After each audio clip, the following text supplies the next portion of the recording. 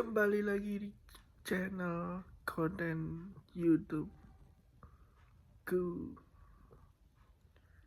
Jadi ceritanya hari ini mereview buku dari Revi Halim yang judulnya Jujur Sama Tuhan. Di keterbukaan kepada Tuhan adalah awal mula pemulihan. Dari keterbukaan itu awal dari pemulihan. Di buku ini sangat bagus sekali dari reviewnya. Jadi mengajarkan kita untuk jujur. Jadi sejauh mana dan mempunyai sikap hati akan membuka segala pintu berkat dan kehidupan.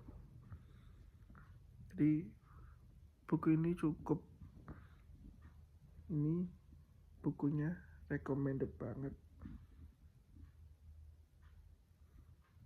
khusus ini untuk generasi muda, dikarenakan isinya menuntun untuk pemulihan hidup dan bagaimana Tuhan akan memakai hidupmu secara luar biasa.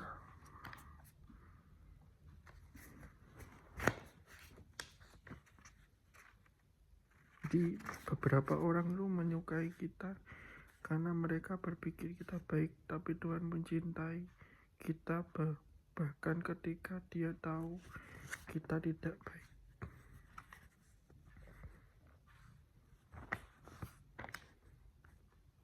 Jadi gini guys, yang buku di sini juga menceritakan bahwa kamu tidak akan pernah bisa menjadi sempurna dengan kekuatanmu sendiri, tapi kamu bisa selalu jujur kepada Tuhan tentang ketidaksempurnaanmu. Tuhanlah yang akan menyempurnakan kamu dengan kasih karunia-Nya. Jadi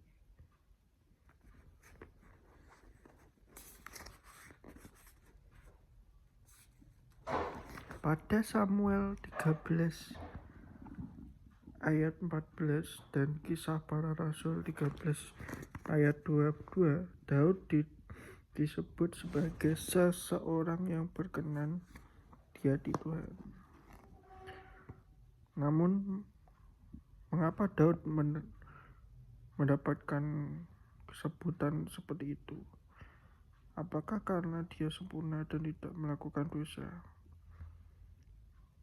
Di dalam 2 Samuel 11 kita menemukan bagaimana Daud itu juga melakukan dosa.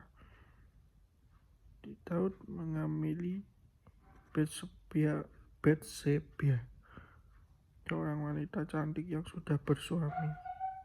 Setelah itu dia membunuh suami dari Batseba untuk menutupi kesalahannya.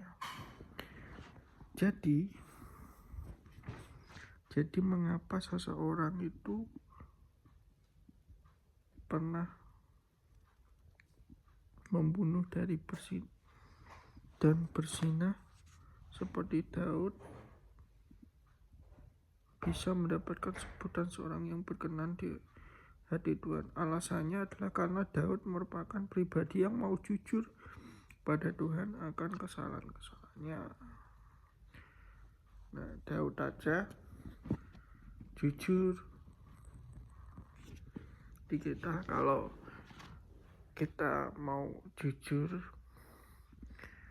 itu awal dari sebuah pemulihan dan pintu kehidupan.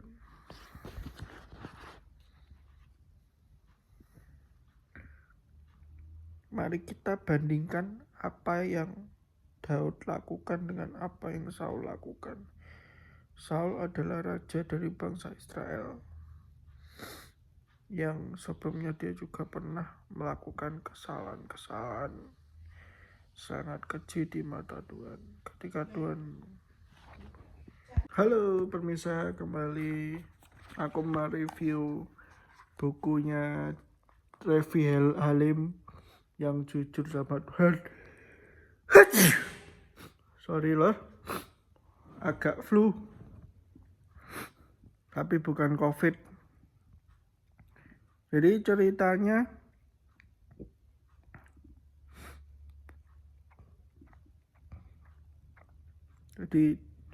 jujur itu sangat penting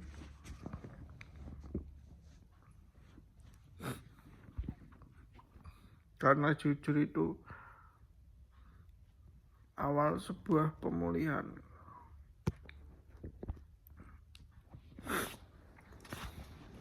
Jadi jujurlah kepada Tuhan sebagai pencipta langit dan bumi.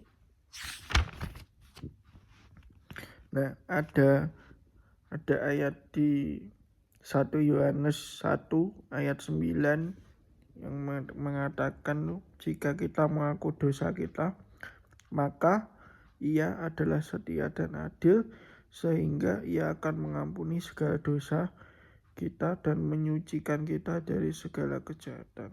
Jadi saya pun berkali-kali ditegur oleh Tuhan karena kesalahan-kesalahan yang saya lakukan.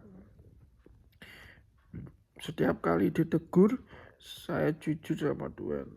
Saya meminta maaf dan meminta pertolongan. Ketahuilah bahwa arti bertobat yang sungguhnya bukanlah kita mengubah diri dengan kekuatan dan kedisiplinan kita sendiri, tapi melainkan berbalik arah dan kembali kepada Tuhan. Jadi Yesus mengatakan, akulah terang dunia. Barang siapa mengikut aku, ia tidak akan berjalan dalam kegelapan, melainkan ia akan mempunyai terang hidup. Yohanes 8 ayat 12. Kekuatan kita dalam mengalahkan dosa tidak pernah terletak di dalam kemampuan kita sendiri, melainkan terletak di dalam hubungan kita dengan Tuhan. Maka dari itu hal pertama yang seharusnya kita lakukan ketika jatuh dalam dosa bukanlah menjauh dari Tuhan karena merasa diri kita layak, melainkan kembali kepada Tuhan karena hanya Dia yang dapat menyelamatkan kita. Jujur pada diri sendiri dan jujur pada Tuhan. Aku telah berdosa, hanya Tuhan satu-satunya yang dapat mengampuniku dan membebaskanku. Sebab karena kasih karunia kamu diselamatkan oleh iman, itu bukan hasil usahamu, tapi pemberian Allah. Efesus 2 ayat 8. Perkataan ini benar dan patut diterima sepenuhnya. Kristus Yesus datang ke dunia untuk menyelamatkan orang berdosa. 1 Korintus 1 ayat 15. Ketika jatuh dalam dosa, janganlah berdalih dari Tuhan, tetapi berdalihlah kepada Tuhan. Hanya Tuhan yang dapat membebaskanmu.